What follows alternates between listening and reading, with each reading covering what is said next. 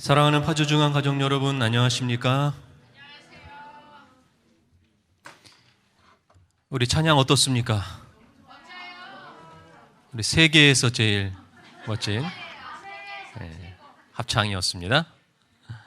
우리 이 합창이 있기까지 우리 수고하고 헌신한 모든 주의 종들이 하나님의 크신 축복이 임하기를 간절히 소망합니다. 우리 안 보이는 곳에 항상 헌신하는 우리 반주자, 우리 신유정 청년, 또 이번엔 새로운 북으로 또 악기로 하나님께 영광 돌리는 우리 신민정 청년과 또 우리 김경희 집사님, 찬양대장님의 헌신이 하나님께서 받으시고 기뻐 영광 받으시기를 믿습니다. 오늘 이 축제 찬양 발표 축제에 여러분들 모두를 초청합니다. 우리 식사 마치시고 우리 세원고등학교 강당에 다 함께 해주시기를 부탁드립니다. 연말 기도주일 12월 13일 화요일부터 12월 14일까지 있습니다. 이스라엘의 절기로 생각할 때 대속제일과 같은 것입니다. 2022년 한 해의 삶을 되돌아보시고 하나님과 반대로 살아갔던 모든 말과 행동들을 회개하며 새롭게 거듭나는 시간이 되시기를 간절히 바랍니다. 우리 힘드시더라도 반드시 꼭 참석해 주시기를 부탁드립니다. 우리 파주중앙교회가 다른 재림교회보다, 한국에 있는 다른 재림교회들보다 탁월하게 잘하고 있는 것이 바로 저녁예배 출석입니다. 저녁예배 출석만큼은 우리가 한국 재림교회의 희망이 되지 않으시겠습니까? 그런 의미에서 제가 앱에다가 몇 명 출석했는지 이렇게 올리려고 합니다. 우리 미라소 앱에 하루에 약 평균 400명의 사람들이 찾아옵니다. 그분들에게 좋은 자극이 되기를 바라는 것입니다. 화요일부터 안식일까지 한 번도 빠지지 않고 출석하신 분들에게 좋은 선물을 드리도록 하겠습니다. 특별히 이번 기도주일 특별 강사님은 제가 성경의 맥 설교할 때 언약의 관점으로 성경을 보는 방법을 나누었는데요. 이번에 오시는 이 최호영 목사님의 책을 보고 제가 설교한 것입니다. 우리 저자의 설교를 들을 수 있는 너무 좋은 기회입니다. 기대하시고 꼭 참석해 주시기를 부탁드리겠습니다. 에스더 강해 설교 5번째 시간입니다. 오늘 저는 에스더 5장을 본문으로 해서 사랑스러워라는 제목으로 하나님께서 주시는 하늘의 귀한 은혜들을 나누고자 합니다. 사람은 누구나 사랑받고 싶어 합니다. 많은 사람들에게 사랑받고 살 수 있다면 그것만큼 행복한 삶은 없을 것입니다. 사랑스러운 사람이 되기를 원하십니까? 옆에 있는 분들과 이렇게 인사 나누실까요? 참 사랑스러우시군요. 시작. 참 사랑스러우시군요.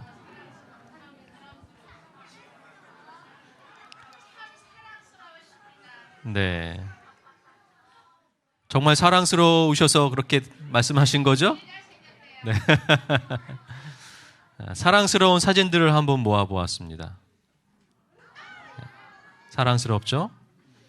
우리 아이들의 모습을 보면 정말 사랑스러움 묻어납니다. 우리 한국의 아이들, 동양의 아이들만 이쁜 것은 아니죠? 네, 우리 서양에 있는 아이들도 참 이쁩니다. 우리 이 아이는 목욕을 하고 있네요. 제가 제일 좋아하는 목욕을 하면서 지금 행복한 표정을 짓고 있습니다. 자, 월요일에 아이들의 표정이에요.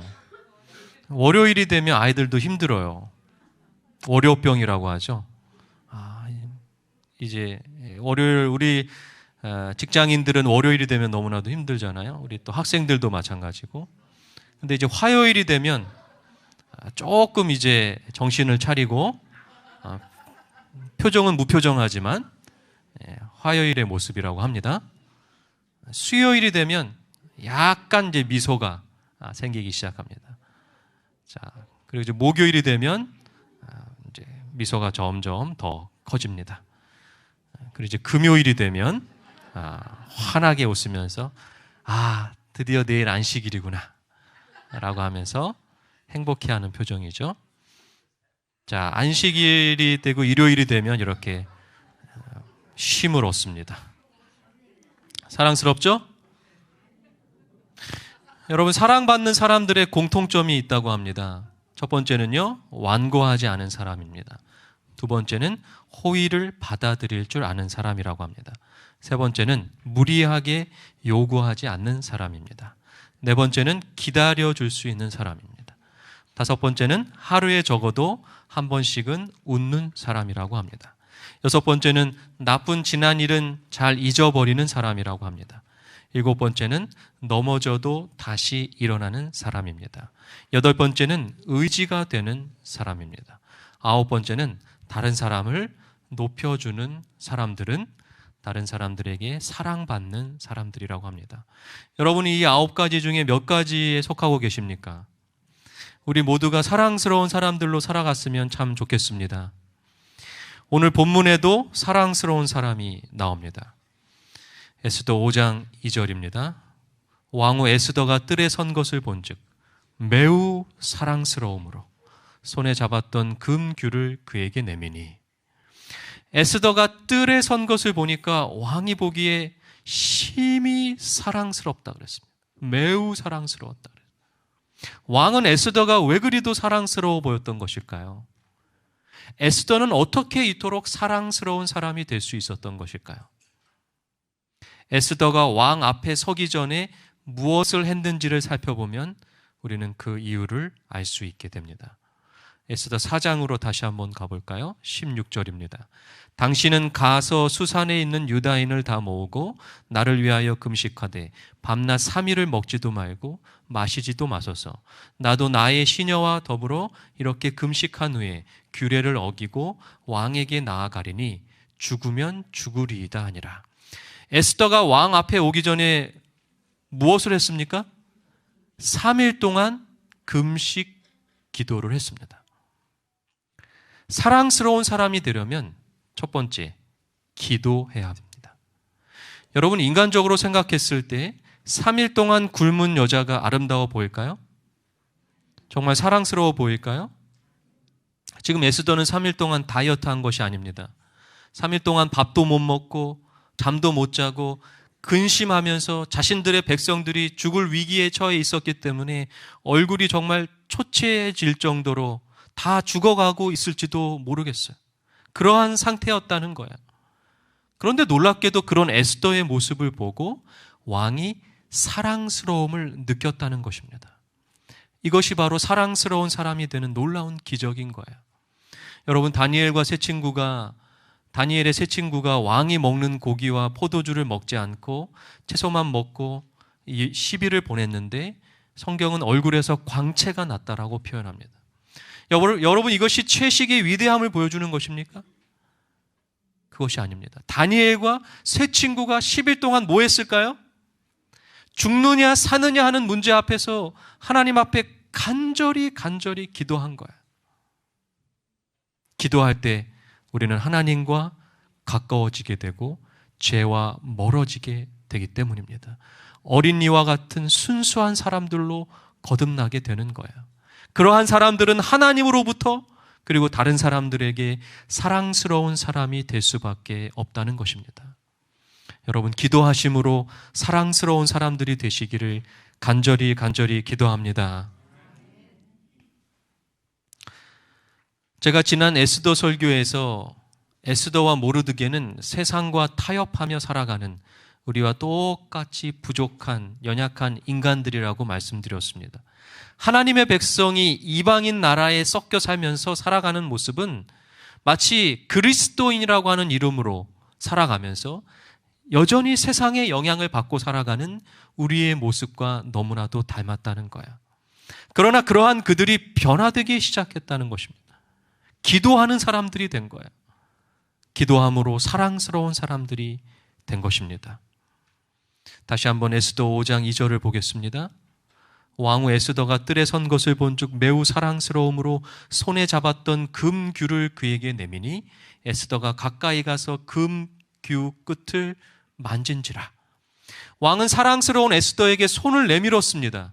왕의 마음이 어땠을까요? 이 여자가 분명히 죽을 것을 알면서도 왕이 명령하지 않으면 그 당시에 법에 의하면 죽을 수도 있었어요. 왕이 명령하지 않았는데 왕비가 온 것은 너무나도 큰 사건인 것입니다. 그렇다면 왕은 이렇게 생각했을 거예요. 이 여인이 무슨 중요한 부탁이 있구나라고 직감할 수 있었던 것입니다. 그리고 3절입니다.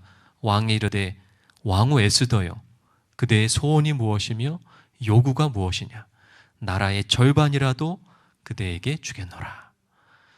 에스더가 너무나도 사랑스러웠기 때문에 죽이기는커녕 무슨 부탁이 있는지 빨리 이야기해 보라는 거예요. 왕의 명령 없이 나온 왕비가 너무나도 사랑스러웠어요. 그래서 나라의 절반이라도 줄 만큼 다 들어줄 수 있다라고 말하고 있는 것입니다. 만약에 여러분들에게 이러한 상황이 왔다면, 여러분들이 에스더라면 여러분들은 어떻게 하시겠습니까? 거대한 제국, 그 당시에 세계를 제패하고 있었던 페르시아의 왕이 여러분에게 그 많은 나라의 절반이라도 줄 테니까 무슨 부탁이든지 해보라고 말한다면 여러분들은 어떻게 하시겠습니까? 에스더가 얼마나 기뻤을까요? 기도를 했더니 그 기도가 바로 응답이 된 거예요.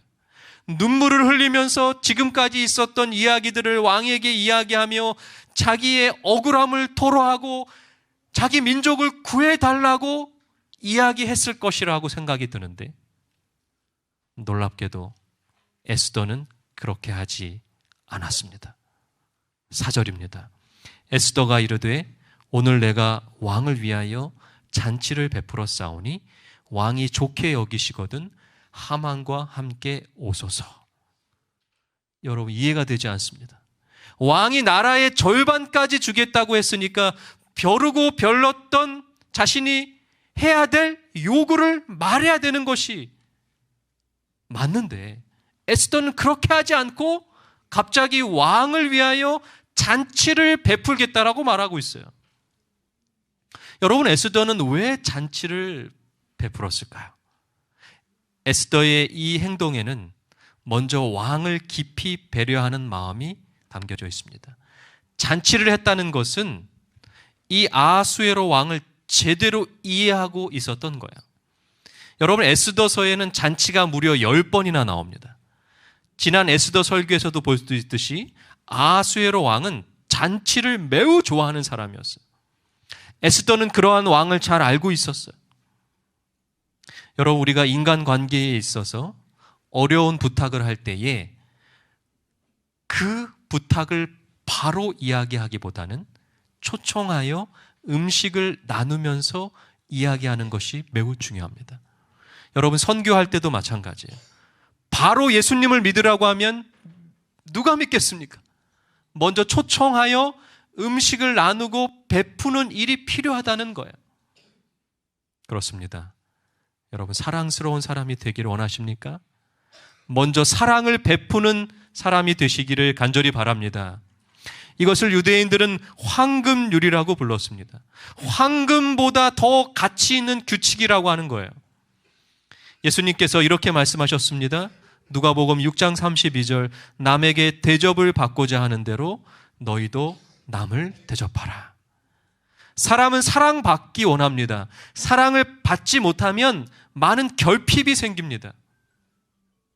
특별히 어렸을 때 부모에게 사랑을 받지 못한 아이들은 성인이 되어서도 여러 가지 문제들이 발생합니다. 부모에게 받지 못한 사랑을 채우기 위하여 사랑스럽지 못한 행동들을 하게 됩니다. 그러나 여러분, 사랑받으려고 하기 이전에 사랑을 주는 사랑스러운 사람이 되어주지 않으시겠습니까? 에스더 5장 5절 6절입니다. 왕이 이르되 에스더가 말한 대로 하도록 하만을 급히 부르라 하고, 이에 왕이 하만과 함께 에스더가 베푼 잔치에 가니라. 잔치에 술을 마실 때에 왕이 에스더에게 이르되 그대의 소청이 무엇이뇨? 곧 허락하겠노라. 그대의 요구가 무엇이뇨? 나라의 절반이라 할지라도 시행하겠노라 하니, 왕이 기분이 날아갈 것 같은 거예요. 사랑스러운 왕비가 친히 자기가 좋아하는 잔치를 베풀어 준다는 거예요. 누구 생각이 났을까요? 와스디 전의 여왕은 잔치에 오라고 해도 안 오던 여자였는데 이 여자는 너무 사랑스러운 거예요. 잔치를 베풀어 주겠다라고 하는 것입니다. 다시 한번 나라의 절반이라도 주겠다라고 이야기합니다. 그런데 에스더는 역시 그때에도 부탁을 하지 않았습니다. 7절, 8절입니다. 에스더가 대답하여 이르되 나의 소청, 나의 요구가 이러하니이다. 내가 만일 왕의 목전에서 은혜를 입었고 왕이 내 소청을 허락하시며 내 요구를 시행하시기를 좋게 여기시면 내가 왕과 하만을 위하여 베푸는 잔치에 또 오소서. 내일은 왕의 말씀대로 하리이다 하니라. 다시 한번 잔치를 열게 됩니다. 자꾸 베푸는 거예요. 하나님과 긴밀하게 기도로 연결된 사람만이 할 수 있는 행동인 것입니다. 왕이 이렇게까지 나왔으면 이제 요구를 할 만도 한데 다시 한번 시간을 끌고 있어요. 그런데 여러분, 에스더가 그렇게 행동했을 때에 놀라운 일이 일어납니다. 에스더 6장 1절입니다. 그날 밤에 왕이 잠이 오지 아니하므로 명령하여 역대 일기를 가져다가 자기 앞에서 읽히더니. 여러분, 에스더가 점점 요구를 하지 않고 시간을 끌면서 계속해서 잔치를 베풀자 왕이 이상하다는 생각을 하게 됐어요. 이 여인이 무슨 중요한 일이 있는 것 같은데 말은 하지 않고 계속 시간을 끄는 거 보니까 너무 궁금한 거예요. 밤에 잠이 오지를 않는 것입니다. 도대체 무슨 일일까? 잠도 안 오는데 역대 일기나 가져와라 시킨 거예요. 역대 일기 보면 얼마나 잠이 잘 와요. 옛날 그 역사의 기록을 쭉 읽어보는 것입니다. 그런데 여러분, 역대 일기를 읽는 가운데 이런 이야기를 읽게 됐어요. 2절 3절입니다. 그 속에 기록하기를 문을 지키던 왕의 두 넷이 빅다나와 데레스가 아하수에로 왕을 암살하려는 음모를 모르드게가 고발하였다 하였는지라. 왕이 이르되 이 일에 대하여 무슨 존귀와 관작을 모르드게에게 베풀었느냐 하니 측근 신하들이 대답하되 아무것도 베풀지 아니하였나이다 하니라. 왕이 잠이 오지 않아서 역대기를 쭉 읽어보는데 누구 이야기가 나오는 거예요? 모르드게 이야기가 나오는 거예요. 기가 막힌 타이밍, 기가 막힌 순간에 모르드게가 왕 앞에 다시 등장하게 된 거예요. 그리고 왕은 모르드게에게 아무런 상을 베풀지 않았다는 사실을 알게 되고 상을 베풀게 되는 것입니다. 에스더가 기도하면서 기다리고 베풀고 베푸니까 이런 놀라운 역사가 일어나게 된 것입니다.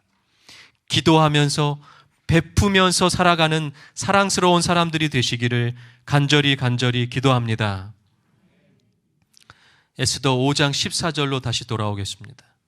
그의 아내 세레스와 모든 친구들이 이르되 높이가 50규빗 되는 나무를 세우고 내일 왕에게 모르드게를 그 나무에 매달기를 구하고 왕과 함께 즐거이 잔치에 가소서 하니 하만이 그 말을 좋게 여기고 명령하여 나무를 세우니라. 하만은 모르드게를 죽이기 위해 나무를 세웁니다. 우리는 하만의 이 행동을 주목할 필요가 있습니다. 성경의 역사는 반복됩니다. 선과 악을 알게 하는 나무가 있었습니다. 그 나무 위에 뱀이 올라갑니다. 사단이 올라간 것입니다. 그리고 출애굽을 한 이스라엘 백성이 뱀에 물려 죽게 되었을 때에 하나님은 광야에 나무를 세우셨습니다. 또 나무가 나옵니다. 그리고 그 위에 놋뱀을 올려놓으시고 놋뱀을 본 사람들은 다시 살 수 있게 하셨습니다. 나무에는 뱀이 올라갑니다. 그리고 시간이 흘러 페르시아 시대에 하나님은 하만을 통하여 또 하나의 나무를 세우십니다. 하만은 모르드게가 그 나무에 달리기를 원했지만 그 나무는 뱀이 올라갈 자리였습니다. 뱀의 후손, 사단의 후손인 하만이 결국 나무 위에 달리게 됩니다.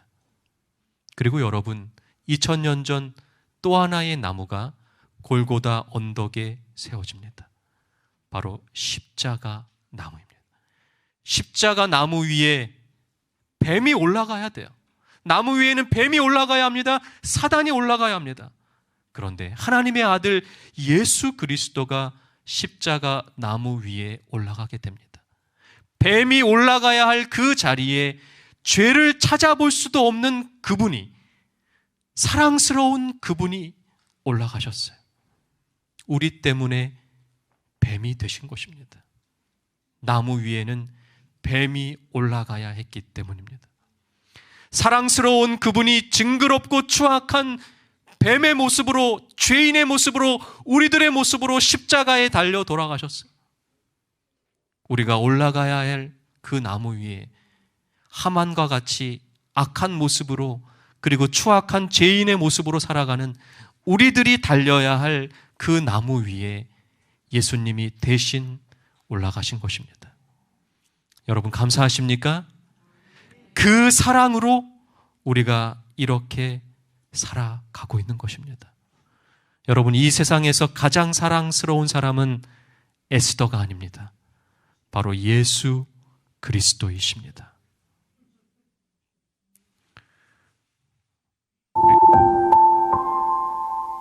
서커스단이 공연을 할 때 꼭 빼놓지 않고 하는 공연이 있습니다. 바로 동그란 링에 불을 붙인 다음 그 안으로 동물들이 뛰어넘게 하는 공연입니다. 호랑이가 링을 넘고 사자가 링을 넘습니다. 그런데 동물학자들이 이런 말을 했습니다. 털 많은 동물들의 본성 중 하나가 불을 매우 싫어하는 것입니다. 털에 불이 붙으면 그대로 다 죽을 수 있기 때문입니다. 그래서 털 많은 짐승은 본능적으로 불을 싫어한다고 합니다. 그러면 어떻게 호랑이나 사자가 불을 뛰어넘을 수 있었을까요? 대부분의 사람들이 거듭되는 훈련으로 그렇게 할 수 있는 것이라고 생각합니다. 그러나 여러분, 조련사의 말에 의하면 아무리 훈련을 시켜도 털이 많은 동물은 불을 향해 돌진할 수 없습니다 라고 말합니다. 그렇다면 여러분, 이 동물들이 어떻게 불 속으로 뛰어들 수 있게 만들었던 것일까요? 그것은 바로 자기 주인에 대한 믿음이라고 말합니다. 여러분, 이 동물들이 불을 향하여 뛰기 전에 먼저 자기 주인의 눈을 바라본다고 합니다. 그리고 믿음을 가지고 뛰어가는 것입니다. 죄에 빠져 살아가는 우리들은 이 동물들처럼 본능적으로 믿지 못하며 살아갑니다. 세상의 불들이 우리를 가만히 내버려 두지 않기 때문에 그 불을 뚫고 지나갈 용기를 내기가 힘이 든 거예요. 우리가 아무리 연습하고 노력한다고 해서 그 고난과 유혹들을 이길 수 없습니다. 서커스의 동물들이 주인의 눈을 바라보는 것처럼 우리도 오늘 우리의 주인 되시는 하나님의 눈을 바라볼 때 우리는 그 고난과 유혹의 링을 건널 수 있게 될 것입니다. 여러분, 이렇게 아름답고 사랑스러운 나비들이 원래는 어떤 모습이었는지 아십니까? 애벌레였습니다. 그런데 여러분, 사람들은 애벌레가 번데기를 거쳐 나비가 된다는 사실은 잘 알지만 번데기 안에서 애벌레가 어떻게 되는지는 잘 알지 못합니다. 번데기 안에 애벌레는 놀랍게도 완전히 몸이 녹아져서 액체 상태로 변한다고 합니다. 여러분, 우리도 변화되기 위해서는 녹아져야 합니다. 예수님의 십자가의 사랑으로 완전히 녹아져야 합니다. 그것은 고난과 고통을 의미합니다. 고난과 고통 속에서 우리는 예수님만을 바라보게 됩니다. 여러분, 변화되려면 고통이 있어야 합니다. 고통 없이는 변화되기가 너무나도 힘이 됩니다. 그러므로 우리의 삶에 고난과 고통이 있다면 우리는 변화되고 있다는 증거입니다. 최근에 저는 너무나도 심한 심적인 큰 고통을 경험했습니다. 그 고통 가운데 제가 얼마나 이기적인 존재인지, 제가 얼마나 자기 중심적인 존재인지를 깊이 깨닫게 되었습니다. 그리고 나의 변화되지 못한 모습이 사람들에게 상처와 아픔이 될 수 있다는 사실을 고통 가운데 깨닫게 되었습니다. 그리고 이제는 사랑스러운 사람이 되고 싶다는 강한 갈망이 생겼습니다. 여러분, 이 시간 사랑스러운 사람이 되기를 원하십니까? 기도하는 사람이 되시기를 간절히 바랍니다. 베푸는 사람이 되시기를 간절히 기도합니다. 그리고 예수님만 바라보는 사람이 되시기 바랍니다. 혹 지금 이 순간 고난과 고통 가운데 있으십니까? 우리가 변화되기 위한 증거입니다. 그 고통 가운데 자기 자신을 마주하시고 사랑스러운 예수님을 바라보며 우리도 사랑스러운 사람들로 살아가게 되시기를 간절히 기도합니다. 오늘 있는 곳에서 잠시 기도하는 시간을 갖겠습니다.